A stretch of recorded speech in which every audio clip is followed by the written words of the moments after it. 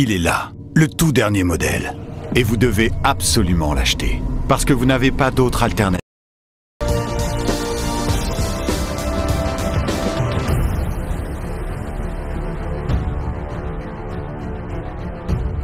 Je suis né le 18 avril 1925 à Saint-Jacques, au New Brunswick, une petite ville située près de la frontière avec la province de Québec, dans l'est du Canada.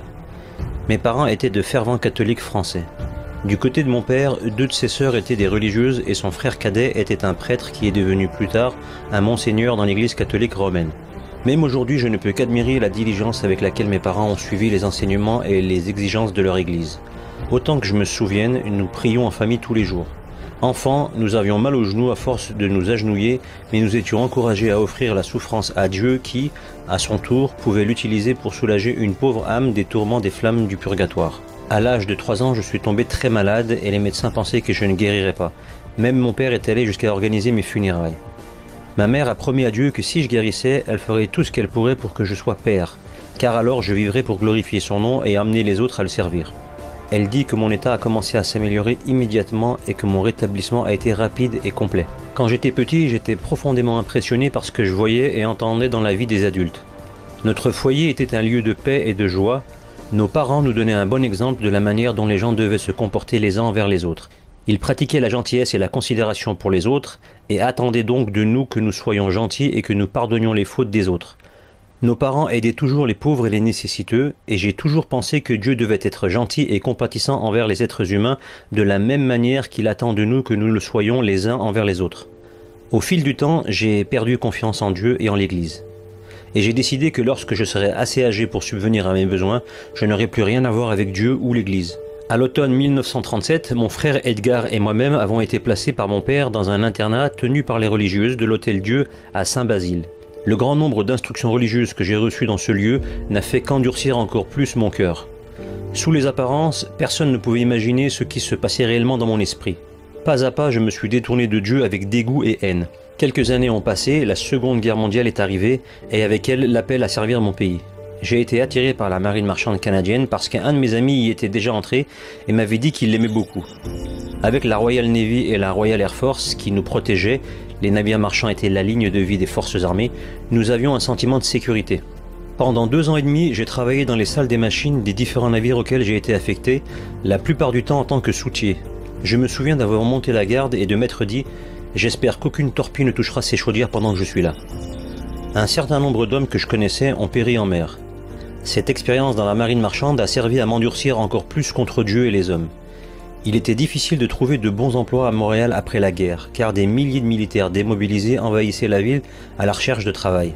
J'ai décidé d'apprendre un métier, quelque chose que je pourrais apprécier et qui impliquerait une certaine créativité.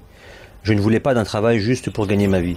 J'ai donc décidé de prendre plus de temps pour chercher un emploi et de m'assurer que lorsque je déciderais d'en trouver un, je l'apprécierais réellement. Entre-temps, pour occuper mon temps, j'ai pris un emploi chez Windsor Bowling, à Sainte-Catherine-Ouest. À l'époque, c'était un des meilleurs endroits de Montréal pour ce genre de divertissement. J'étais le directeur adjoint de la salle de billard. Le travail n'était pas difficile, j'ai rencontré beaucoup de gens et c'était un très bon travail. Peu de temps après mon entrée en fonction, Rolando, un ancien compagnon avec lequel j'avais navigué au début de mon expérience dans la marine marchande, est arrivé.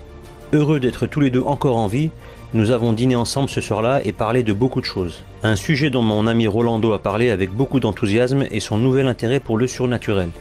Il m'a raconté la chance qu'il avait eue de faire la connaissance d'un groupe de personnes membres d'une société qui communiquait avec les morts. Le Medium Spirit qui dirigeait les réunions de la société a fait parler Rolando à son père qui était mort alors qu'il n'avait que 10 ans. L'esprit de son père lui avait donné de nombreux conseils sur l'avenir et bien qu'il soit intéressant d'entendre les expériences de mon ami Rolando avec le surnaturel, cela m'a donné un sentiment très étrange. Je me suis donc demandé s'il serait intéressé par ma participation à l'une de ces séances. Rolando était très enthousiaste à l'idée que je vienne participer à cette séance et m'a même laissé entendre que si je le souhaitais, je pourrais parler à l'esprit de ma mère décédée. Son enthousiasme s'est un peu émoussé lorsqu'il a réalisé que j'étais tellement horrifié que je ne pouvais pas répondre. Constatant mon inquiétude, il m'a demandé si je n'avais pas peur de parler à ma mère décédée. Incapable de répondre à cette question, j'ai seulement laissé entendre que j'avais besoin de prendre le temps d'y réfléchir, car je n'avais jamais pensé à une telle chose auparavant. Il m'a regardé dans les yeux et il m'a dit « Morneau, tu as peur. Je peux le dire à la façon dont tu me regardes. C'est écrit sur ton visage. Tu as changé depuis la dernière fois que je t'ai vu. Le Roger Morneau que je connaissais n'avait peur de rien. Dis-moi, tu ne vas pas te dégonfler en venant avec moi à notre prochaine séance quand même? Après un discours comme celui-ci, je ne pouvais refuser. Je devais être à la hauteur de l'image d'un Roger Morneau qui n'avait peur de rien. C'est ainsi qu'un samedi soir, Rolando et moi-même étions dans une maison où un médium de passage était l'invité d'honneur. Nous avons été présentés à certains des autres participants. Nous avons surtout eu l'honneur de rencontrer un certain Georges, musicien professionnel et leader d'un célèbre groupe de jazz. Son groupe jouait dans les boîtes de nuit les plus chics de la ville. Au cours de la séance de ce soir-là, il a été question du fait que nous avions tous les deux, Rolando et moi-même, été dans la marine marchande pendant la guerre. Le médium avait fait apparaître l'esprit d'un des collègues de Rolando qui avait péri lors d'un naufrage du bateau sur lequel il se trouvait. Après la fin de la séance, Georges s'est proposé de nous ramener. Lorsque nous sommes montés dans sa voiture, il a commencé à nous interroger sur les dangers de notre travail pendant la guerre. Je lui ai demandé s'il pouvait nous raconter comment il est devenu si célèbre dans sa profession. En fait, je vais vous dire la vraie raison de mon succès, ce que ma femme ne sait même pas. Et vous devez me promettre que vous garderez cela strictement confidentiel. Nous lui avons assuré que tout ce qu'il mentionnerait serait gardé secret. Vous savez quelque chose sur la secte des démons? Je ne sais pas grand-chose, ai-je répondu. Mais pourquoi vous nous demandez cela? Sans répondre à ma question, il a poursuivi. Depuis combien de temps êtes-vous impliqué dans le spiritisme? Georges, je ne comprends pas ce que vous essayez de dire. Ce que je vous demande, c'est de savoir depuis combien de temps vous faites semblant de communiquer avec les morts. Vous avez tous les deux beaucoup à apprendre sur le monde surnaturel. Vous perdez votre temps à aller à ces séances. Ne vous méprenez pas, elles ont leur place. C'est un bon passe-temps pour les femmes, car elles sont réconfortées à l'idée d'être guidées dans leur vie par un être cher qui est décédé. Vous voyez, la raison pour laquelle je suis allé à cette séance ce soir était juste pour rendre ma femme heureuse. Je vais la voir 2 ou 3 fois par an pour lui faire sentir que j'ai à cœur ses intérêts. C'est la seule raison. Ce qu'elle ne sait pas, c'est que j'ai appris à aller à la source même de ce pouvoir, là où une personne peut obtenir une action réelle, c'est-à-dire le culte du démon. De tout ce qu'il nous a dit, une phrase m'est restée en tête. Georges, pourriez-vous clarifier la question que vous nous avez posée il y a quelques instants? Depuis combien de temps faites-vous semblant de communiquer avec les morts? Que voulez-vous dire par faire semblant? Il a souri, a regardé sa montre et il a ajouté. Il est trop tard pour expliquer cela ce soir, mais laissez-moi vous dire une chose, vous n'avez jamais parlé aux morts. Vous voyez, durant de nombreuses années, mon groupe de jazz et moi-même étions en échec permanent. On vivotait, le succès ne venait pas et on se demandait si le jeu en valait vraiment la chandelle. Puis j'ai eu la chance d'entrer dans le culte des démons. Et grâce à ce grand pouvoir, j'ai obtenu tout ce que je voulais. Bien sûr, j'ai dû me familiariser avec certains rituels qui devaient être accomplis avant que les esprits ne commencent à agir en mon nom. À partir de ce jour, le succès a été instantané. Nous avons été reconnus du jour au lendemain sans aucun effort de notre part. Nous avons été découverts et salués comme l'un des grands groupes de notre genre musical. Pour une raison que je n'ai toujours pas comprise, les médias s'extasiaient à notre sujet. On parlait de nous, les plus grands de la radio parlaient de nous, et en un instant nous étions au sommet. Depuis, nous sommes constamment sollicités, l'argent pleut sur nous. Nos prix sont les plus élevés de l'industrie du disque. Les gens aiment danser sur notre musique. En fait, les esprits ont pris le contrôle de nous. En d'autres termes, ils prennent le dessus et ils nous donnent l'énergie et nous transmettons cette influence aux gens. Ils aiment ce que nous leur donnons et ils reviennent toujours pour la même chose. Je vous donne un exemple concret. J'ai fait une interview à la radio il y a 1 mois et j'ai vraiment apprécié. Il y avait 6 des plus grandes personnes de la scène radiophonique de Montréal et de Toronto qui me parlaient. Tout ce que j'ai dit semblait les fasciner. En fait, j'étais étonné de mes réponses impromptues, je n'avais jamais été aussi spirituel de ma vie, et j'ai apprécié l'attention qu'ils me portaient. Ils ont presque atteint un état d'adoration. Ils essayaient également de me comprendre, et au moment où nous nous sommes quittés, ils n'avaient pas réussi. Je me sens obligé de vous parler de mes expériences, car je crois que vous cherchez quelque chose de plus puissant qui sera bénéfique pour votre vie. Et je sais que vous ne le trouverez pas en assistant à des séances comme celle à laquelle vous étiez ce soir. Laissez-moi vous dire ceci. Pourquoi voulez-vous jouer dans des ligues mineures alors que vous pouvez jouer dans des ligues majeures? Mon ami Rolando lui a alors demandé de nous dire comment entrer dans des ligues majeures du monde des esprits. Vous êtes vraiment des jeunes hommes courageux et vous avez beaucoup fait pour notre pays. Maintenant, je vais faire quelque chose de grand pour vous. Je vais faire en sorte que vous deux puissiez assister à notre prochaine assemblée du culte des esprits. La réunion a commencé environ 15 minutes après notre arrivée. C'était très informel. Les gens passaient environ 2 heures à raconter les réalisations qu'ils avaient faites grâce au travail des esprits, principalement des transactions commerciales, ce qui leur procurait de grands avantages en raison de leur capacité à utiliser la clairvoyance et la télépathie mentale, avec l'aide des esprits, pour influencer les gens dans leurs décisions. Le témoignage d'un homme, se revendiquant comme étant astrologue, nous a particulièrement marqué. Il utilisait la divination et est devenu le conseiller de certaines personnes fortunées pour leurs investissements et est lui-même devenu très riche. Il a expliqué qu'un esprit démoniaque planait à ses côtés lors de chaque séance pour lui donner les informations précises, audibles uniquement pour lui, mais pas pour le client, sur la façon et le moment d'investir. Lorsque j'ai participé à la vie des adorateurs de démons, je notais comment ils appelaient souvent un démon Seigneur Dieu. Par exemple, certains pouvaient dire « C'était merveilleux de voir la puissance du Seigneur Dieu Belzébuth se manifester en ma faveur en un tel jour ». Ou bien un autre demandait « Un tel, comment vas-tu depuis la dernière fois que je t'ai vu ?» Et l'autre de répondre « Vraiment bien, heureusement que les dieux ont vraiment profité à ma vie de manière merveilleuse ». Ce soir-là, un individu m'a beaucoup impressionné. Il était médecin et expliquait que les esprits lui avaient donné de grands pouvoirs d'hypnotisation et de guérison, notamment la capacité d'enlever la douleur et d'arrêter les saignements des blessures et des coupures graves. Après avoir raconté des histoires fascinantes sur les personnes qu'il a guéries, il a annoncé qu'il devait se rendre à la salle de culte. Il s'est excusé car il devait faire des actes de dévotion pour être régénéré par le Seigneur Dieu Néoustan. Il dépend de son pouvoir vital pour réanimer et guérir ses patients. 1 heure après le début de la réunion, un retardataire est apparu. Un certain nombre de personnes l'ont salué en l'appelant « charmeur ». Tard ce soir-là, alors que nous rentrions chez nous, j'ai demandé à Georges « Que pouvez-vous me dire sur ce beau monsieur qui était en retard aujourd'hui ?» Certaines personnes l'ont appelé « charmeur ». Est-ce que ce nom a une signification particulière ? Oui, tout à fait, il a une signification toute particulière, mais pour l'heure je ne peux absolument rien vous dire sur lui. Après avoir assisté à certaines de nos réunions et fait partie du groupe, rappelez-moi de vous parler de lui. C'est un individu très fascinant. En fait, parmi nous, on pense qu'il a été le plus grand charmeur ou hypnotiseur qui n'ait jamais arpenté les rues de Montréal. À propos du groupe, comprenez bien une chose. Nous sommes un groupe très soudé. En fait, il n'a pas été facile d'obtenir la permission de vous emmener avec moi ce soir. Mais après quelques visites, vous pourrez descendre et voir notre salle de culte. Je pense que vous la trouverez vraiment impressionnante. Cependant, il ne vous sera pas possible de visiter la salle de culte des dieux, tant que le prêtre sataniste ne sera pas présent, et seulement après avoir reçu l'approbation des esprits. Cette rencontre a eu lieu dans une luxueuse résidence de Montréal. En marchant au rez-de-chaussée, nous pouvions entendre des sons venant d'en bas qui ressemblaient beaucoup au genre de musique et de chants religieux utilisés par les Indiens. Très souvent, certaines personnes présentes descendaient et revenaient après 30 minutes ou plus. Toute cette activité a incité Georges à se pencher vers moi alors que nous étions assis sur un canapé pour me dire tranquillement « Notre salle de culte est en bas. Je vous en parlerai quand nous partirons d'ici ce soir. » Environ 6 semaines après notre rencontre avec l'homme nommé Charmeur, un soir, sur le chemin du retour, j'ai demandé à Georges s'il pensait pouvoir nous parler de lui. Bien sûr, vous avez dû en entendre plus sur cet individu fascinant. Mais je voudrais d'abord vous rappeler qu'en général, nous sommes un groupe de citoyens respectueux des lois. Je ne connais aucun d'entre nous qui n'aurait pas donné sa chemise pour aider quelqu'un. Et nous ne profitons jamais vraiment des gens qui possèdent les pouvoirs que les esprits nous ont transmis. Mais dans le cas du charmeur, il est quelque peu différent du reste d'entre nous. Il a utilisé son grand pouvoir d'une manière qu'il n'aurait pas dû. Il a perdu son sens de l'orientation pendant un certain temps. C'est un homme d'affaires très compétent. Il possède 2 boîtes de nuit et il a beaucoup de succès. Comme je l'ai dit, c'est un hypnotiseur puissant.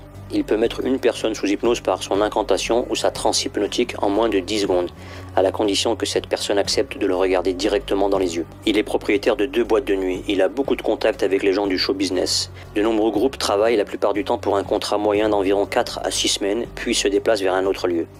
Nous avons appris que certains groupes se séparaient ou perdaient un de leurs membres après avoir joué dans un de ces clubs, et l'artiste qui abandonnait était toujours une femme. Il y a environ 6 mois, la brigade des mœurs de la police de Montréal a fait une descente dans une maison de prostitution haut de gamme où toutes les filles étaient d'anciennes artistes de groupes et d'ensembles qui s'étaient produits pour lui. Vous voyez, ces filles ne se seraient jamais retrouvées dans cette situation si elles n'avaient pas laissé quelqu'un les hypnotiser. Celui qui a fait cela ne pourra plus jamais, à partir de ce moment précis, résister au pouvoir de l'hypnotiseur. Après une longue session de témoignage aux divinités, le prêtre nous a rejoints pour une conversation agréable. Il a dit que les esprits lui avaient donné beaucoup d'informations sur nous et avaient exprimé le désir de profiter de nos vies et de nous accorder de grands cadeaux. Quand la plupart des gens sont partis, il nous a invités à visiter la salle de culte des dieux. Nous avons descendu les marches avec le prêtre qui semblait prendre un grand plaisir à nous montrer son sanctuaire. En marchant, il nous a raconté comment un esprit avait conçu l'architecture du lieu. Il a fait référence aux détails complexes et délicats de la beauté le long des marches. Je me souviens encore aujourd'hui des sculptures qui ornaient son balustre massif, des splendides décorations sur les murs et de l'immense lustre du premier niveau. Le spacieux sanctuaire m'a rempli d'admiration. Un air de secret et de mystère emplissait la pièce, donnant l'impression qu'une grande intelligence y avait travaillé pour fasciner l'esprit humain afin qu'il réponde dans le respect et la soumission sans se poser de questions. Les chambres étaient luxueuses et magnifiques, il y avait de l'or partout. Les lampes et de nombreux autres objets étaient décorés d'or. Le prêtre a dit que certains des objets étaient en or massif, bien que l'endroit n'ait pas été intensément éclairé, les objets en or semblaient briller d'une grande splendeur. Je pense que c'est l'abondance des peintures à l'huile qui a le plus attiré mon attention. Environ 75 tableaux de grande taille étaient accrochés au mur. Le prêtre satanique a dit que si j'avais des questions, il serait heureux d'y répondre. Qui sont les personnes à l'allure noble représentées sur ces tableaux, lui ai-je alors demandé. Ce sont les dieux dont vous avez entendu parler pendant les séances de témoignage. En tant que chefs conseillers, ils ont la domination sur les légions d'esprits. Après qu'ils se soient matérialisés pour que nous puissions les photographier, nous avons fait faire ces peintures, parce qu'elles méritent les plus grands honneurs. Nous avons placé sous chaque tableau un petit autel afin que les gens puissent, dans leur dévotion, allumer des bougies, brûler de l'encens et accomplir les rituels requis par les esprits. En marchant un peu plus loin, nous sommes arrivés à un autel sur lequel se trouvait une tige avec un serpent de bronze enroulé autour. Le prêtre a mentionné que l'autel était dédié au dieu Néoustan, le même dieu qui offrait aux médecins rencontrés lors de notre première visite ses capacités médicales extraordinaires. Au bout de la salle se trouvait un grand autel, au-dessus duquel se trouvait un tableau grandeur nature représentant un individu à l'allure majestueuse.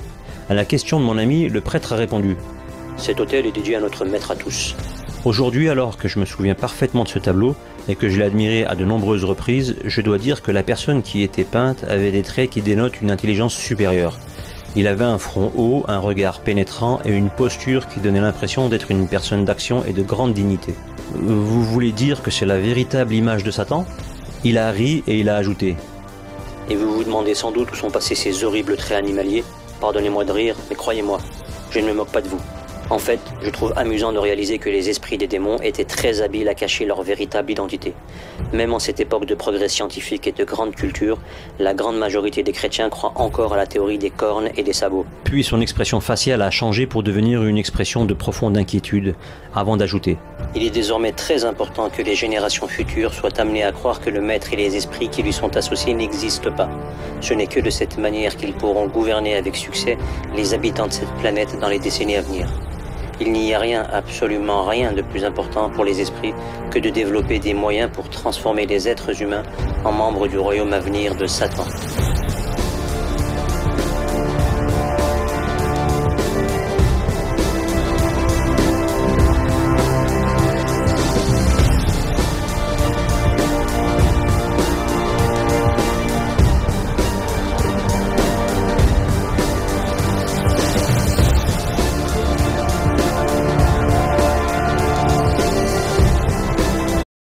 On va donc faire en sorte d'avoir en réserve une version alternative. Une version bidon, quoi.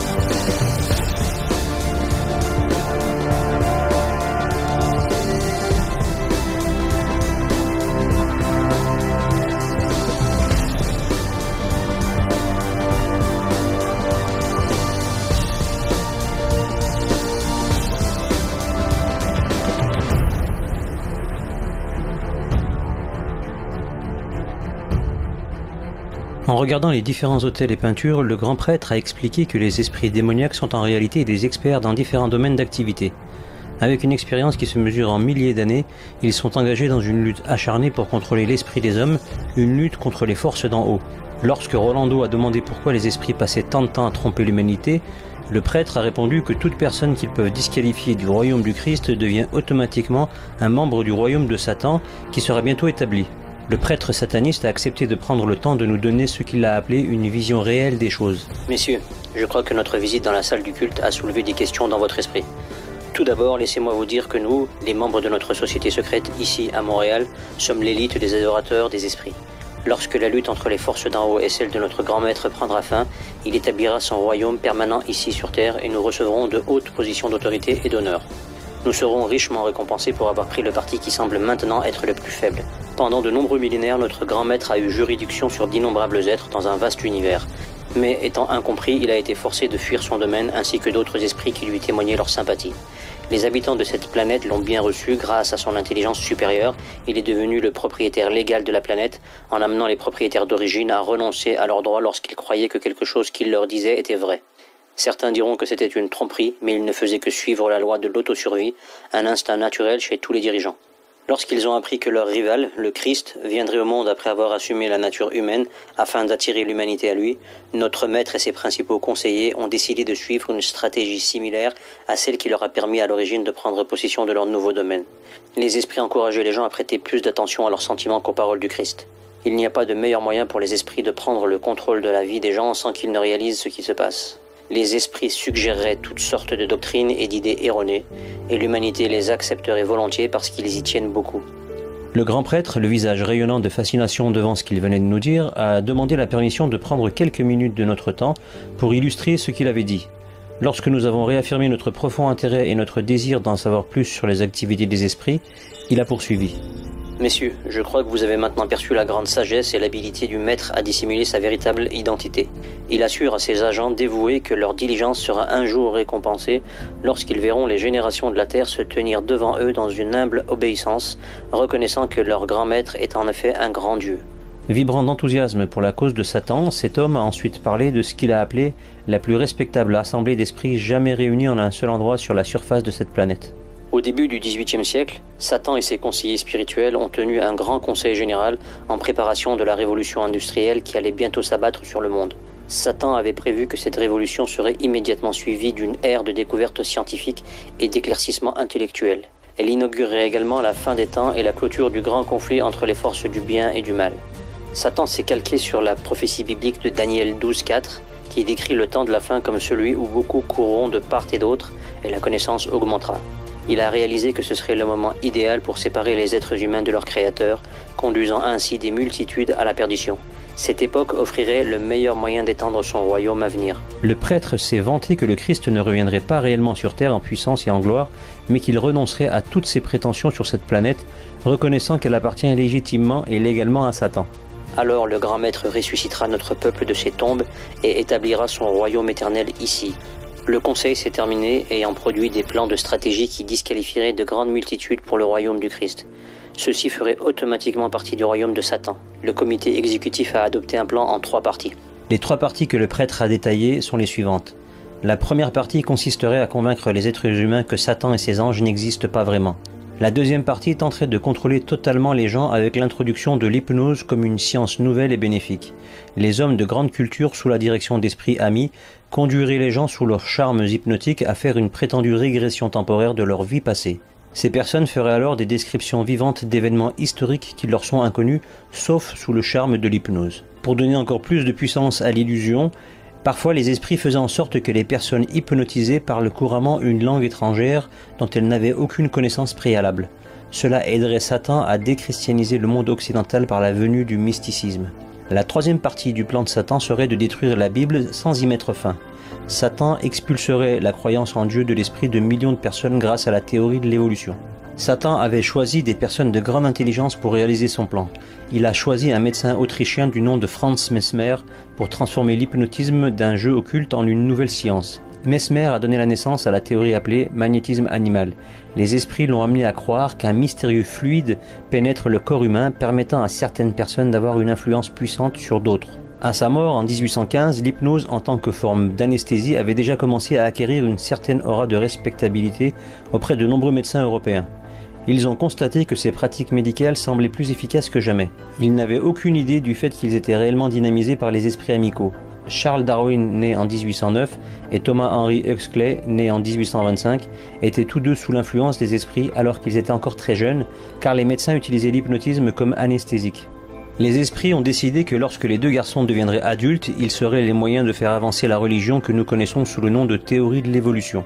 Liant cette théorie à la révolution scientifique qui se répandait dans le monde entier, la plupart des gens ne la reconnaissaient même pas comme une religion qui traversait toutes les frontières confessionnelles et attirait même les non-religieux. À mon grand étonnement et à ma grande surprise, le prêtre a précisé que les esprits considèrent toute personne qui enseigne la théorie de l'évolution comme un ministre de ce grand système religieux et cette personne recevra une onction spéciale de Satan. Il recevra un grand pouvoir pour provoquer la cécité spirituelle, pour convaincre et convertir. Le prêtre a expliqué que Satan et ses conseillers ont conclu que la théorie de l'évolution pouvait être utilisée pour détruire le fondement même de la Bible et être utilisée contre la semaine de la création, la chute de l'homme et le plan de rédemption.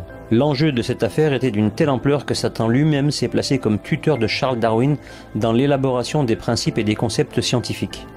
Avec une fierté évidente, le prêtre a expliqué comment les esprits peuvent prendre une personne apparemment sans importance et l'élever à des postes d'honneur et de respect. Son nom peut même devenir immortel. Un bon exemple est celui de Thomas Henry Huxley, qui jusqu'à l'intervention des esprits n'avait été que chirurgien dans la marine britannique. Ces esprits lui ont permis de devenir un grand zoologiste, conférencier et écrivain. Il a fait des merveilles pour rendre la théorie de Darwin acceptable pour le public, notamment en introduisant l'idée que l'homme est un descendant du singe. Le prêtre a conclu en affirmant qu'il est impossible pour quelqu'un de croire à la semaine de la création, à la chute et au plan de rédemption, et d'être en même temps un partisan de l'évolutionnisme. Ce grand mélange d'idées doit être la plus haute forme de blasphème envers le Créateur. À ce stade, quelque chose m'a troublé. Comment la théorie de l'évolution peut-elle être considérée comme une doctrine religieuse ? Tout le monde sait que ce n'est qu'une théorie, quelque chose qui est supposé être la meilleure façon d'expliquer comment la vie est apparue sur Terre. Le prêtre a expliqué qu'une doctrine religieuse, c'est quelque chose qui permet de se rapprocher de son Dieu. Il peut s'agir d'un concept, d'une activité ou même de quelque chose d'apparemment sans rapport avec la religion. Mais si elle sert à promouvoir les idéaux de Satan, le grand Dieu de ce monde, alors il s'agit d'une doctrine religieuse au sens le plus large du terme. Et le prêtre de conclure qu'il a reçu cette définition directement d'un esprit conseiller. Lorsque nous regardions les tableaux, j'avais remarqué que l'autel de Satan semblait être en marbre massif, mesurant environ 1,80 m de long sur 1,80 m de large. L'autel du maître semble être un bloc solide, ai-je observé. Comment ont-ils pu mettre un objet aussi lourd ici ? Le prêtre m'a fait remarquer que j'étais un bon observateur. Puis il m'a posé une question.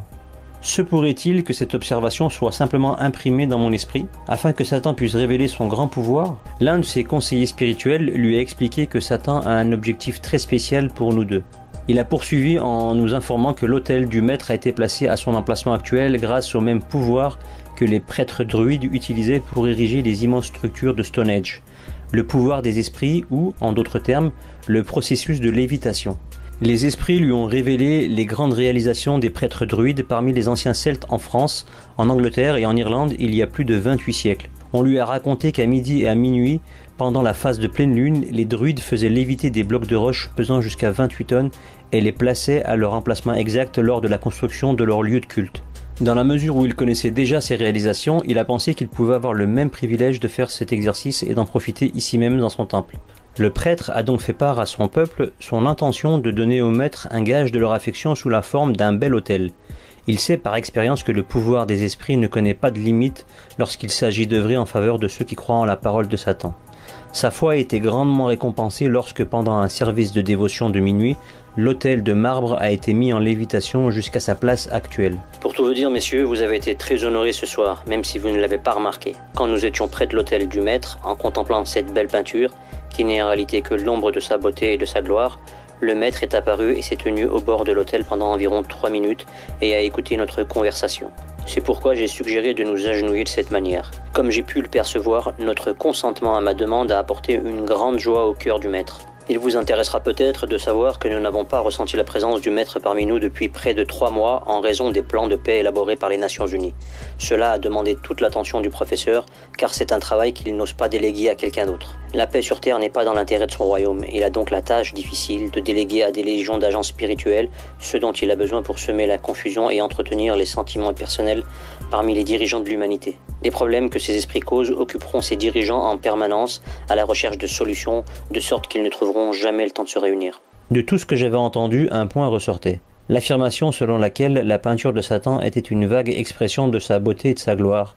J'ai décidé d'aborder à nouveau ce sujet. En utilisant une terminologie qui semblait appropriée pour l'occasion, je lui ai demandé « Révérend, pourriez-vous clarifier quelque chose que vous avez dit tout à l'heure ? Je ne suis pas sûr d'avoir bien compris. » Oui, la peinture du maître n'est qu'un pâle reflet de lui. Lorsqu'un esprit se matérialise, il cache généralement la beauté et la gloire de son état d'existence naturel. Si un esprit nous devient visible ici, sans nous protéger de sa luminosité, nous ne pourrions pas le regarder sans nous faire mal aux yeux. Par exemple, lors de mon dernier voyage aux États-Unis, un conseiller en chef est venu me voir dans une chambre d'hôtel à Chicago. Il est venu avec un message urgent disant que la personne qu'il avait laissée ici en charge était sur le point de gâcher tout le travail que les esprits avaient fait pour vous mettre en contact avec notre société. Je vous en dirai plus dans un futur proche de toute façon. L'éblouissement de sa part était si puissant que je ne pouvais pas le voir. Après m'avoir donné quelques conseils, il est parti. Mais l'impact de la lumière était si grand que j'ai été partiellement aveuglé pendant environ 30 minutes. Nous avons parlé un peu avec le prêtre et il nous a donné beaucoup d'autres informations sur le culte des démons. Alors, cette nuit-là, avant de partir, il nous a fait jurer de garder le secret sur tout ce que nous avions vu et entendu. Le grand prêtre a ensuite récité un sort que nous avons répété après lui pour sceller notre pacte. Nous avons mis de l'encens considérablement, reflétant souvent la culture locale. En voyageant, vous remarquerez peut-être que là où le taux d'analphabétisme est le plus élevé, où la superstition prévaut, ces individus utilisent des formes de culte les plus dégradantes. Quant à nous, ici à Montréal, nous sommes pour ainsi dire les plus brillants sur ce spectre.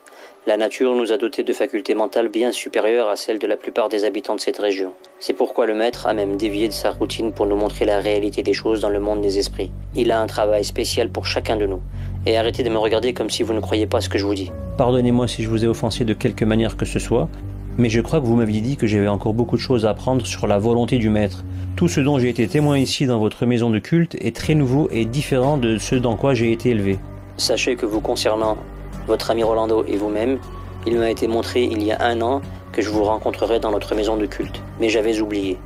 Comme je vous l'ai déjà dit, j'étais dans un hôtel de Chicago quand un conseiller principal est venu me voir, m'a donné des informations sur vous et m'a dit d'appeler d'urgence la personne que j'avais laissée en charge pendant mon absence.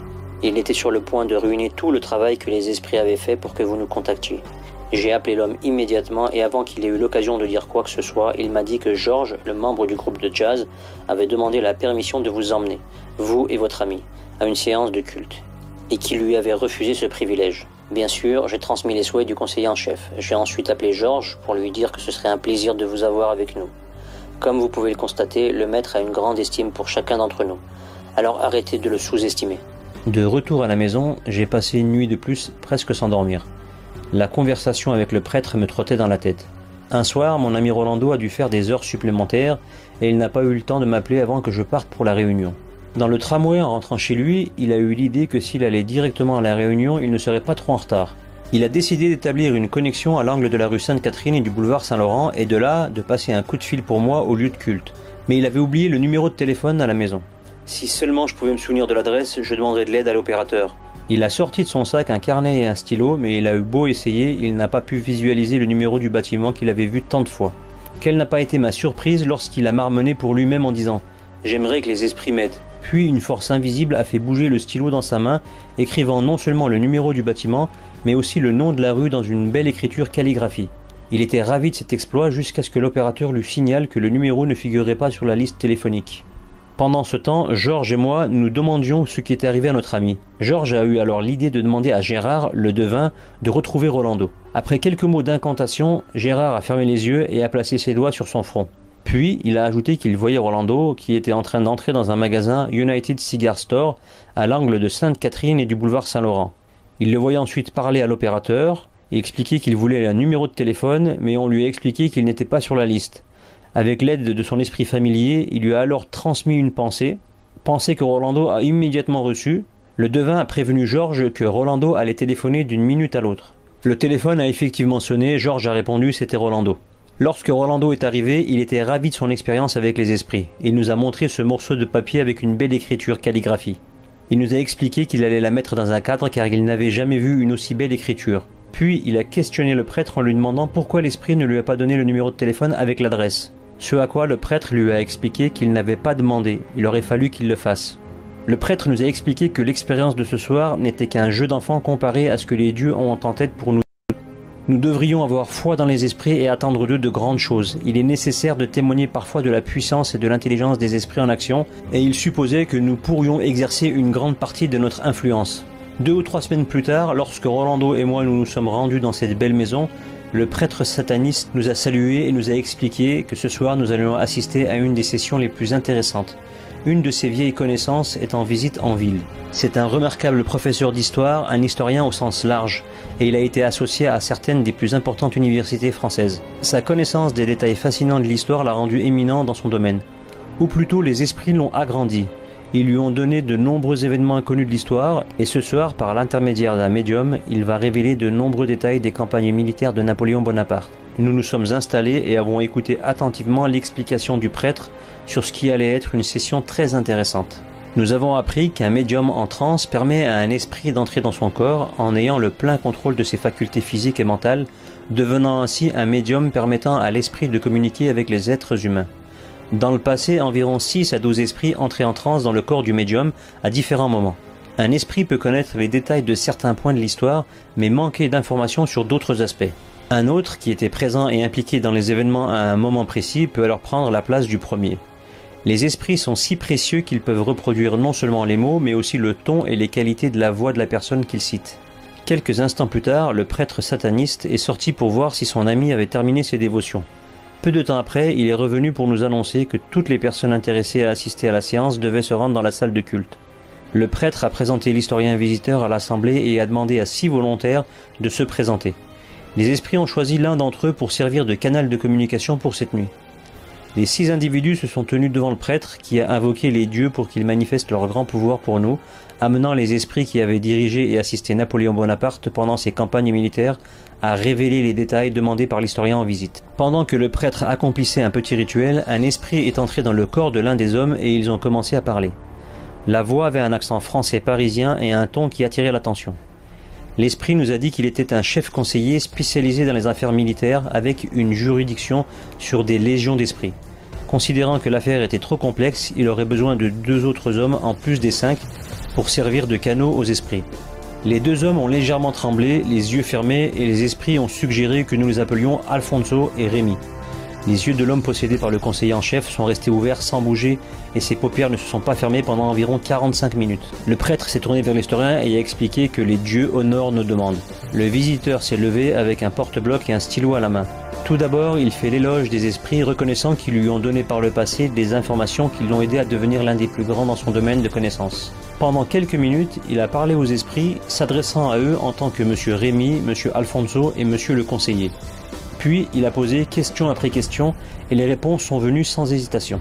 À un moment donné, l'entretien a porté sur une conversation qui a eu lieu entre Napoléon et l'un de ses commandants. Le conseiller principal a dit qu'il serait préférable que Rémi et Alfonso reproduisent le dialogue qui a eu lieu entre les 2 hommes afin d'être plus précis. Les voix ont alors complètement changé, comme si 2 personnes différentes parlaient. En me tournant vers Georges, j'ai expliqué que je trouvais cela fantastique. Avec un sourire, Georges m'a répondu. Si vous pensez que c'est génial, attendez de pouvoir entendre les esprits reproduire les voix des personnes que vous connaissez et que vous savez mortes depuis longtemps.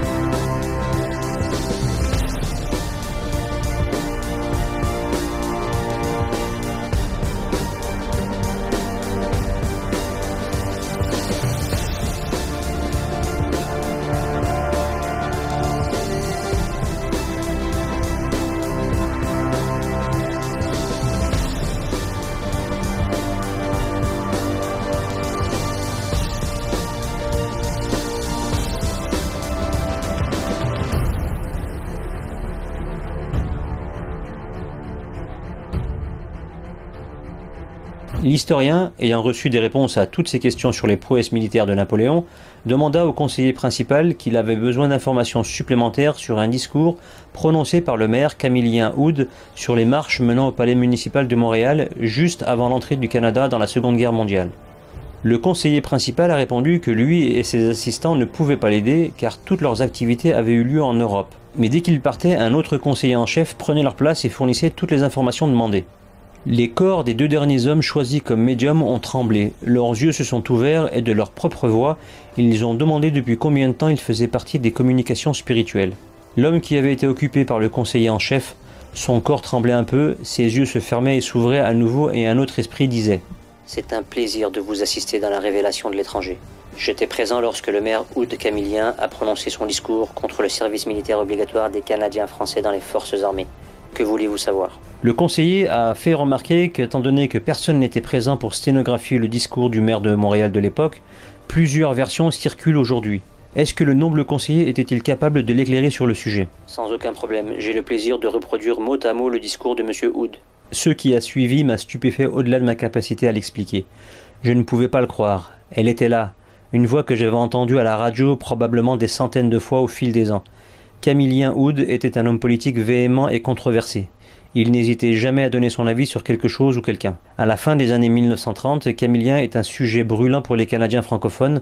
Ses activités en tant que maire de Montréal faisaient constamment la une des journaux. Les stations de radio ont enregistré ses discours et commentaires et l'ont diffusé à plusieurs reprises de sorte qu'il était facile de reconnaître sa voix. Et maintenant, j'écoutais cette voix familière, mais cette fois jouée par un agent spirituel démoniaque. J'ai raconté cette expérience à quelqu'un qui m'a expliqué qu'il y avait 2 possibilités. Soit c'était l'esprit de Camillien Oud, soit c'était son âme qui faisait le discours. À cette époque pourtant, Camillien Oud était bien vivant. Il est décédé le 12 septembre 1958. Comme l'esprit démoniaque l'a dit, c'est une reproduction de la voix et des mots de M. Oud. Ce soir-là, alors qu'on nous ramène chez nous, Georges mentionne sa conviction que lorsqu'une personne meurt, elle meurt. Et lorsque les gens prétendent communiquer avec des esprits des morts, il s'agit en réalité d'esprits démoniaques qui se font passer pour leurs proches décédés. À l'époque, j'ai trouvé cette information intéressante, mais je n'y ai pas repensé. Georges a refusé de s'étendre sur le sujet et a suggéré que nous demandions au prêtre de s'expliquer davantage lorsque l'occasion se présenterait. Il se trouve que le dimanche soir suivant, nous avons discuté de ce sujet avec le prêtre et il nous a donné, à Rolando et à moi, un récit intéressant sur la façon dont les esprits personnifient les morts. Il y voyait une illustration de leur ruse pour tromper les êtres humains.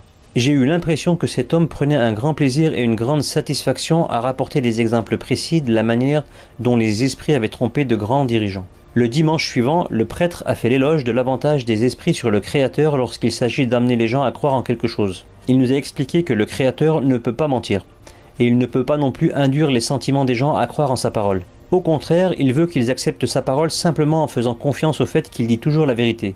Au contraire, les esprits peuvent mentir et profiter du fait que les humains sont toujours à l'écoute de leurs sentiments lorsqu'il s'agit de décider et d'orienter leur vie. Les esprits profitent au maximum de cette faiblesse, de sorte que les gens ont des sentiments forts sur les choses que les esprits veulent leur faire croire, remplissant l'esprit humain de pensées erronées. Les gens acceptent ces idées naturellement et ils le feront toujours. Le groupe d'adorateurs d'esprits était stupéfait de la capacité de Satan à tromper les gens. Et lorsque l'orateur a mentionné que Satan et ses anges ont réussi à engager dans l'idolâtrie à leur insu des millions de chrétiens, le public s'est levé pour applaudir. Le grand prêtre du groupe Spirit a précisé que les esprits des hôtes de Satan sont bien organisés et qu'il leur confie des tâches en fonction des capacités inhérentes à chacun. Le prêtre a dit que les anges déchus sont divisés en 3 groupes distincts. Il a défini les esprits amis comme possédant une grande intelligence et ayant la capacité de personnifier les morts. Ils prennent un immense plaisir à se présenter comme les esprits supposés disparus d'êtres chers. Leur spécialité est de travailler dans le monde religieux. Ils perpétuent les vieilles erreurs qui ont si bien fonctionné pour Satan à travers les siècles et sont toujours prêts à introduire de nouvelles erreurs si nécessaire. Les agents guerriers se concentrent pour semer la discorde et le désaccord entre les familles, les parents, les amis et les voisins. Ces esprits se plaisent à créer des frictions entre les races de différents segments de la société, et à ceux qui rendent les meilleurs services en provoquant la séparation entre les gens, en les remplissant de haine et de violence, Satan délègue la tâche de provoquer des guerres ouvertes entre les nations. Les oppresseurs sont un groupe unique, car ils ne trouvent de plaisir qu'à produire la misère et la destruction parmi les êtres humains. Ils ont souffert d'une sorte d'angoisse mentale lorsque Satan et ses compagnons ont été expulsés pour cette planète. Ils ne se sont jamais remis de cette angoisse. Ils haïssent amèrement le Créateur et pensent que la seule façon de se venger de lui est de détruire la vie de ceux qui ont été créés à son image. Ce qui nous a été montré à Rolando et à moi cette nuit-là a eu une grande influence quelques mois plus tard sur ma décision de me détourner du culte des démons. Une nuit, alors que Rolando et moi parlions avec le prêtre sataniste, il a mentionné que le temps était venu pour nous d'exercer notre foi dans le pouvoir des esprits car le maître avait donné des instructions à cet effet. Désormais, vous pouvez demander un don, n'importe lequel, il vous sera accordé, à la seule condition d'accepter de professer publiquement votre foi en Satan. Puis vous devrez sceller votre profession de foi en plaçant un peu d'encens sur les charbons de l'autel de Satan et en vous agenouillant devant lui. Êtes-vous prêt à rentrer dans le monde de Satan? Mon ami n'a même pas hésité. Bien que j'ai eu le sentiment que je devais réfléchir un peu plus avant de prendre une décision, Rolando a présenté de nombreuses raisons, affirmant que cette nuit-là était idéale pour que je franchisse cette étape importante de ma vie. Même si j'ai maintenant honte de l'admettre, j'ai fini par céder et me soumettre à tout cela. Je lui ai demandé le don de divination et j'avais l'intention de l'utiliser de la manière suivante. Pendant mon sommeil, la nuit, je rêvais de noms et de chiffres de chevaux gagnants de la course suivante, puis j'allais au guichet et je pariais sur eux. Cette même nuit, j'ai fait un rêve et j'ai clairement vu les gagnants de 3 courses qui auraient eu lieu ce samedi-là, 3 jours à l'avance. Le jour dit, je me suis rendu au guichet et les noms que j'avais vus dans mon rêve étaient là. Comme je n'avais pas beaucoup d'argent, j'ai parié une petite somme sur 2 courses et j'ai gagné environ 60 $. Le 3e cheval a payé 21 contre 1, car il était loin d'être un favori. Mais considérant que les esprits m'avaient correctement informé jusqu'ici, j'ai décidé d'investir 20 $. Le cheval est arrivé premier et j'ai été le seul à aller au banc des parieurs pour recevoir l'argent. J'ai pris les 420 $, j'ai dit merci et je suis sorti. Marchant avec confiance, armé de ma nouvelle chance, je me suis dirigé vers l'un des nombreux magasins de vêtements pour hommes de la rue Sainte-Catherine et j'ai acheté un excellent costume sur mesure d'une valeur de 200 $. Des expériences similaires se sont produites les samedis suivants. Il n'a pas fallu longtemps pour que le propriétaire de la Banque de Paris demande à son directeur de me conduire à son bureau. Après une discussion de plusieurs minutes, il a réalisé que je ne comprenais pas grand-chose aux courses de chevaux. Il était surpris que je ne connaisse absolument rien aux courses de chevaux, mais que je trouvais systématiquement les gagnants. Et il m'a demandé des informations sur mes capacités à avoir ces bons résultats. Quand il a réalisé qu'il n'arriverait à obtenir absolument rien de moi, il m'a poliment demandé de prendre ma retraite et de ne plus jamais revenir ici. C'était très agréable de profiter de ma soudaine prospérité. Mais cela ne m'a pas rendu très heureux. Rolando, quant à lui, a déclaré qu'il s'amusait comme un petit fou, car les esprits lui ont fait un bien fou. Une nuit, il s'est passé quelque chose qui m'a vraiment perturbé. Après que plusieurs personnes aient témoigné de ce que les esprits avaient fait pour elles, le prêtre sataniste a suggéré que nous descendions dans la salle de culte pour une séance de louange aux dieux.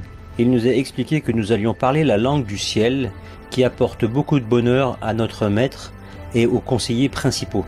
Sa déclaration m'a intrigué. Mais je me suis dit que ce n'était peut-être pas le meilleur moment pour demander comment les adorateurs de démons pouvaient parler la langue du ciel.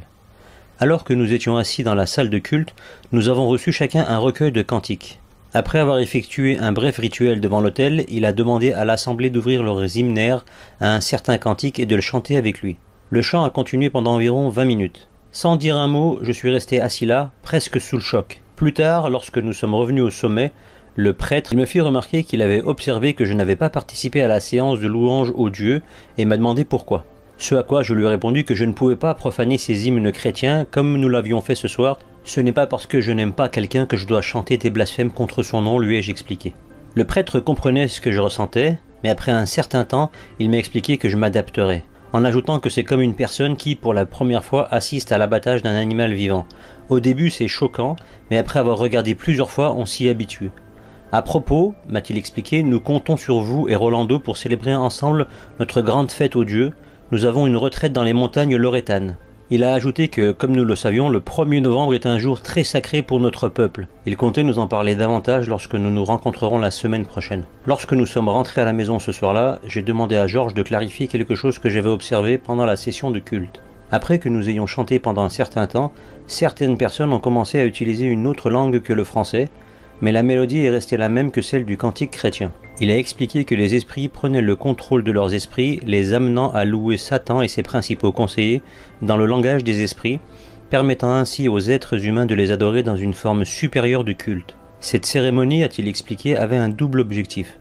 Premièrement, le fait même que les adorateurs de démons chantent des hymnes chrétiens ridiculise déjà le nom du Christ. Deuxièmement, lorsque les esprits des démons ont pris le contrôle des esprits de certains qui chantaient, les amenant à louer Satan et ses chefs conseillers en langage spirituel sur l'air des hymnes chrétiens, cela constitue la plus haute forme de blasphème contre le Dieu du ciel, mais laisse Satan extrêmement satisfait. Plusieurs références à des sacrifices d'animaux vivants avaient attiré mon attention et j'ai demandé à Georges de nous en parler. Il a expliqué que ces rituels étaient offerts aux esprits le 1er novembre à certains endroits dans les montagnes de Loretan, mais il a préféré que le prêtre nous explique ces choses. Les circonstances m'ont toutefois empêché d'obtenir ces informations. En entrant dans notre lieu de culte un mercredi soir, je n'aurais jamais imaginé que ce serait pour la dernière fois. En saluant ces personnes aimables qui avaient tout fait pour que nous nous sentions intégrés à leur groupe afin de plaire aux esprits, il m'aurait été impossible d'imaginer que 10 jours plus tard seulement, ces mêmes personnes deviendraient des ennemis malveillants, complotant ma destruction et prêts à dépenser une grosse somme d'argent pour mettre ma vie à prix. La séance de témoignage était vraiment impressionnante. À la fin, le prêtre a parlé brièvement avec Rolando et moi, nous disant que les esprits étaient désireux de profiter de nos vies d'une manière très spéciale. À 2 semaines du 1er novembre, si nous nous engagions fermement envers cette société secrète, lors d'un rituel d'initiation, les esprits nous manifesteraient les plans de notre vie. Il s'agissait d'exercer sa foi dans les esprits. Sans la foi, il est impossible de plaire au maître. Lui plaire cependant entraînerait de nombreux avantages pour nous. C'était l'explication du maître. Messieurs, venez avec moi s'il vous plaît. Je veux vous montrer comment le maître récompense les gens. Nous l'avons accompagné dans une pièce d'où j'avais entendu des sons plus tôt dans la nuit. En passant devant la porte fermée, j'ai entendu le bruit exceptionnel de machines à écrire. En entrant, nous avons trouvé un homme qui remplissait plusieurs enveloppes d'affaires avec de nombreuses feuilles de papier de format légal dactylographiées. Bonsoir Julien, vous connaissez déjà ces hommes. Mais je doute qu'ils sachent quelle est votre profession ou comment les esprits ont amélioré votre vie après que vous ayez commencé à faire du bien aux autres. C'est pourquoi je les ai fait venir ici, afin qu'ils puissent entendre par eux-mêmes votre expérience avec les esprits après votre initiation dans notre société. Cet homme nous a raconté qu'en tant que jeune avocat, il pensait qu'il était destiné à passer sa vie à chercher des documents de référence ou à juger des affaires menées par un grand cabinet d'avocats. Mais la chance lui a souri lorsque, grâce à la guidance des esprits, il apprend le culte des démons. Sa vie a alors changé du jour au lendemain. Après son initiation, les esprits lui ont dit qu'il avait une mission spéciale pour lui. Il aide les personnes qui ont commis des crimes contre la société, mais qui ne reçoivent pas l'assistance juridique nécessaire pour éviter la prison. Les esprits voulaient qu'il se mette immédiatement à son compte. Il offrait un service exclusif aux avocats, à savoir la préparation de mémoires pour la défense de leurs affaires pénales. Les esprits feraient le plus gros du travail. Il a également rapporté que des lettres avaient été déjà envoyées à certains avocats francophones à travers le Canada, disant qu'il donnerait à tous les avocats le matériel nécessaire pour gagner et défendre des affaires dans le passé ils auraient perdu parce qu'ils n'avaient pas eu le temps de se préparer. Bientôt les réponses ont commencé à arriver. Les esprits lui ont alors dit que tout ce qu'il avait à faire était de travailler dans la maison de culte chaque mercredi où il avait besoin de leur aide. Son effort consistait à alimenter les 3 machines à écrire avec tout le papier nécessaire jusqu'à ce que les esprits aient fini de préparer chaque résumé dans son intégralité. Sur la table, à l'avant, se trouvaient 3 machines à écrire et 50 piles de papier, dont l'épaisseur variait de 1 à 6 cm. Il a expliqué que tout le matériel avait été tapé aussi vite qu'il pouvait charger le papier dans les machines. Il contenait toutes les procédures à suivre pendant le procès ainsi que le contexte historique d'affaires similaires jugées dans le passé. Lorsque le prêtre lui a demandé quelles étaient l'acceptation de ses services parmi les avocats, il a répondu qu'ils étaient tout simplement ravis de faire appel à ses services en raison des excellents résultats obtenus. Et lorsque le prêtre lui a demandé combien d'argent son travail représente, Julien a répondu qu'il s'agit de plusieurs milliers de dollars. Avant de quitter la salle, j'ai observé brièvement les machines à écrire en train de remplir les dossiers. J'ai remarqué un fait étrange. Une fois le papier chargé, la machine à écrire commençait à écrire de droite vers la gauche et une fois que le chariot était arrivé au bout, il repartait en écrivant dans l'autre sens. Le prêtre a répété sa demande pour que nous acceptions d'être initiés à leur culte. Mon ami Rolando était d'accord, mais je ne pouvais pas le faire. Je suis désolé, mais je ne peux pas vous donner cette réponse tout de suite, ai-je dit. Dans une semaine, je vous donnerai une réponse définitive. Sans savoir à ce moment-là que c'était la dernière fois que je disais au revoir au prêtre sataniste. Je suis rentré chez moi. Quand je suis allé me coucher cette nuit-là, je n'ai pas pu dormir. L'idée d'être un initié à un culte satanique me trottait dans la tête. La première fois que mon ami Rolando et moi avons visité la soi-disant salle de culte des dieux, le prêtre nous avait fait jurer de garder le secret sur tout ce que nous avions vu et entendu. Le prêtre a parlé et nous avons répété l'incantation, puis nous avons scellé l'alliance en plaçant une petite quantité d'encens dans la flamme d'une bougie noire. Le prêtre a souligné qu'au moment de partir, nous devrions garder un silence total afin d'éviter le grand déplaisir des esprits. Quelque temps plus tard, lorsque nous avons assisté à ce que les adorateurs de démons aiment appeler une séance de louange aux dieux, Le prêtre nous a expliqué le grand danger qu'il y a à susciter la colère des esprits. Il a cité en exemple le cas d'un individu qui était déloyal envers quelque chose que beaucoup pourraient considérer comme sans importance. Bien qu'il vivait dans un bâtiment considéré comme inifugé, les esprits ont brûlé le bâtiment avec tout ce qu'il y contenait, y compris le traître avec sa femme. Dans un autre cas, les esprits ont passé une heure entière à tourmenter un membre infidèle dans sa maison. Ils ont jeté avec une grande force tous les biens de la maison contre les murs, réduisant en pièces de grands meubles. Il a été hospitalisé en état de choc. Lorsque les voisins l'ont trouvé dans sa maison, l'homme a failli devenir fou.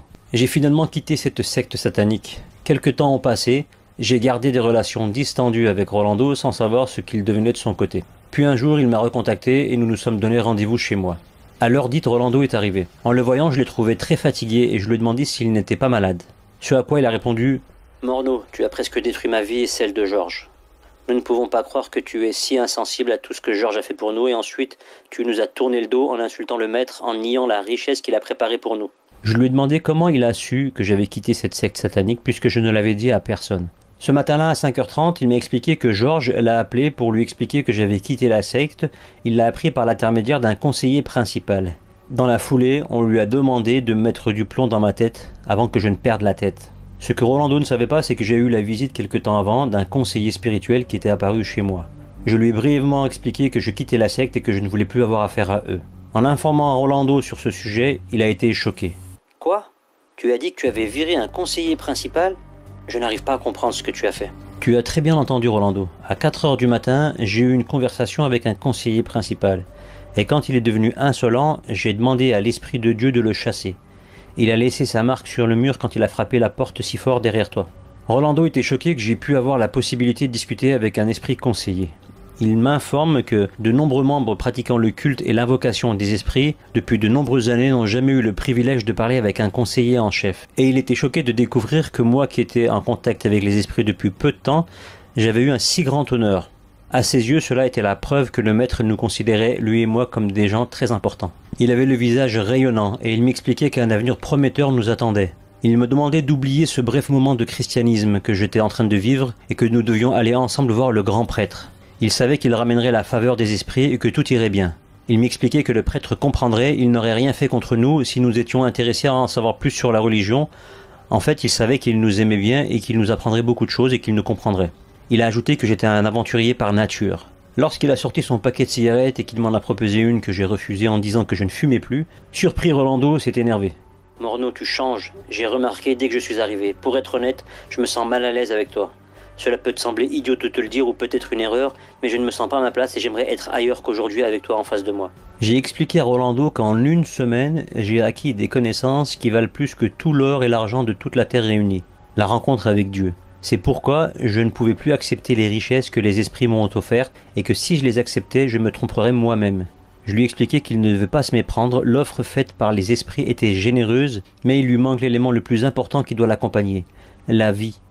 La vie en quantité suffisante pour qu'elle vaille la peine d'être possédée. J'ai reçu une meilleure offre. Tout l'or que je veux et une vie illimitée. Très agité, Rolando projetait un air de malédiction imminente. Il a commencé à faire les 100 pas en se tordant les mains. J'ai la tâche la plus difficile. Ce que je vais dire, j'aurais aimé ne pas le dire à un ami, mais à un ennemi. Et c'est difficile de le dire à un ami comme toi. À ce moment-là, il transpirait abondamment, même s'il ne faisait pas spécialement chaud. Morneau, écoute-moi bien. Tes jours sont comptés. Ainsi que ceux du couple qui est responsable de t'avoir fait égarer. Il y a toujours possibilité d'arrêter tout ça et d'empêcher les esprits de mettre leur plan en exécution à la condition que tu viennes avec moi voir le prêtre maintenant. Il y a un détail que le grand maître veut que tu comprennes. Personne n'est sorti vivant de notre société. Jamais. Les esprits nous ont emmenés dans cette société et nous devons nous soumettre à eux, et non eux à nous.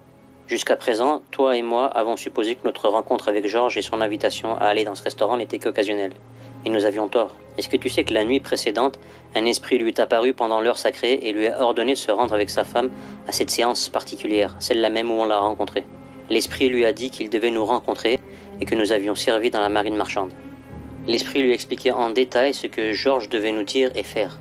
Les esprits avaient déjà tout planifié, au point d'impliquer la femme de Georges dans la conversation avec le médium spirit, afin qu'elle laisse Georges rentrer seul chez lui et qu'il puisse nous raccompagner ensuite et que nous allions dîner au restaurant un peu plus tard, pour que nous puissions discuter et finalement nous inviter à la première séance à laquelle nous avons participé quelques jours plus tard.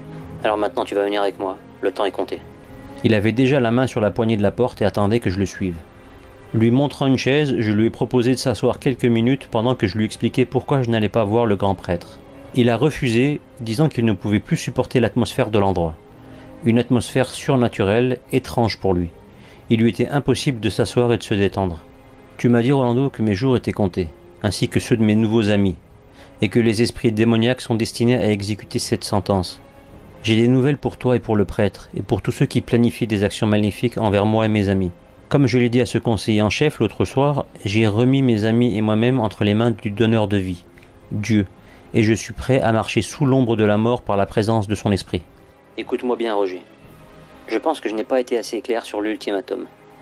La menace sur ta vie va au-delà de ce que les esprits peuvent nous faire. Le comité exécutif a déterminé que ta défection de nos rangs peut entraîner une évasion de nos rangs d'informations secrètes, nuisant à la cause du maître. Il a été question de mettre ta tête à prix. Une personne a proposé jusqu'à 10 000 $ pour engager un tueur pour t'éliminer. Mais cette suggestion ne nous a pas semblé rationnelle et nous l'avons rejetée.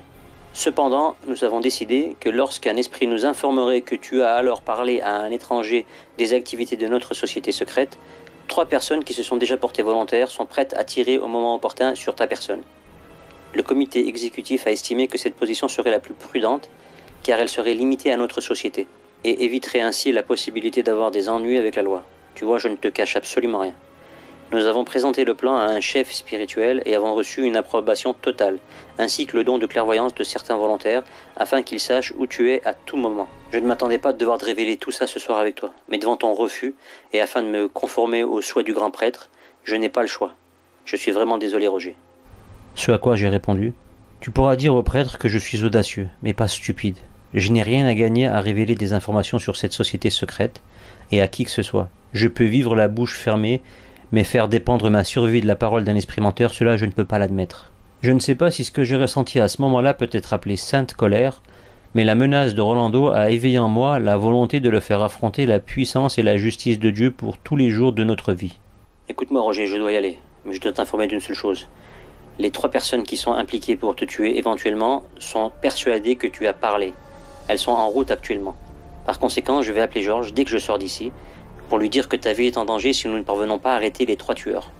Si la nouvelle parvient à tous les membres avant que le prêtre n'ait la possibilité de le faire jurer le secret, il y a des chances que la pression exercée sur lui soit suffisante pour annuler la tentative d'assassinat et te garantir une longue vie. Nous nous sommes ensuite serré la main pour la dernière fois, et il m'a dit qu'il ne voulait pas déranger les esprits et que nous devions donc éviter de nous rencontrer à nouveau. Et si par hasard nous nous rencontrions quelque part, nous devrions ignorer la présence l'un de l'autre. Nous avons accepté de le faire. Ainsi s'achève un voyage tendu à travers le surnaturel et aussi la perte d'un ami proche. Cependant, j'ai tiré de nombreux avantages de la percée du surnaturel. Je n'ai plus jamais revu Rolando, sauf une fois, alors qu'il quittait un magasin de la rue Sainte-Catherine-Ouest en entrant dans sa Cadillac garée illégalement. Il portait un chapeau blanc et était vêtu d'un costume ressemblant à de la soie. Son apparence était impressionnante, mais je ne l'enviais pas. Même si j'ai tourné le dos aux esprits et à tout ce qu'ils m'ont offert, ils ont continué à essayer d'entrer en contact avec moi. Les coups ont continué presque chaque nuit et cela a duré de nombreux mois. D'une certaine façon, je ne voulais pas donner aux esprits la satisfaction de penser que j'avais peur d'eux.